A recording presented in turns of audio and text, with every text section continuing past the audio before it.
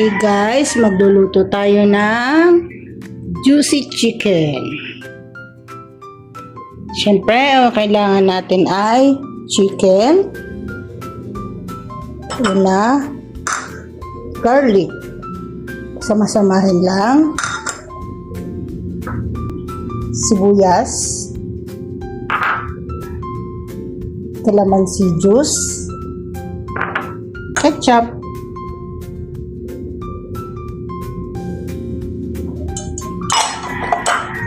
toyo,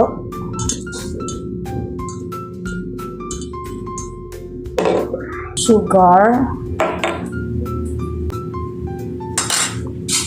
haluin.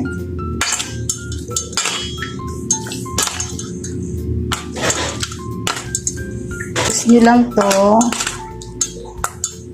at ibabad ng 30 minutes. Pagkatapos ng 30 minutes, ito na natin ito iluto. Lagyan natin ng kaunting mantika para hindi lang siya manakit sa sa kawali. Tapos natin ito mainit na. Ayan, pwede na ilagay ang chicken. Minarinate natin na 30 minutes.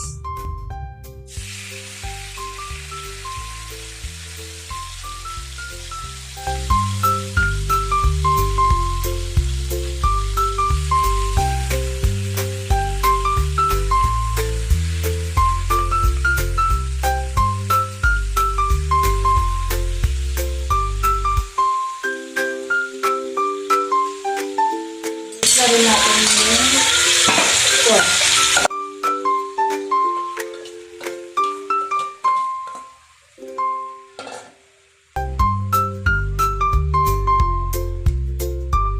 Natin. Babalikan natin mamaya. Ngayon, kumukulo na siya. Lagyan lang natin ng cubes chicken pampadagdag sa lasa.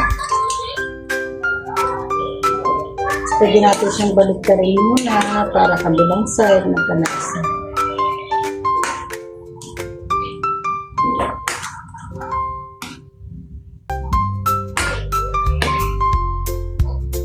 Ibot natin, babalikan natin ito muna. Baliktarin natin para yung lasa magkabalaan ang lasa niya. Baliktarin natin ito isa-isa. Hindi pa siya tuyo, babalikan ko ito mamaya pag medyo tuyo na para yung lasa kumapit sa kanya. Okay, ayun, pwede na siya. Ayan. Pwede na siyang kainin. Patayin na natin. Okay. Pwede natin ito kainin. Patay sa maliit na kanin.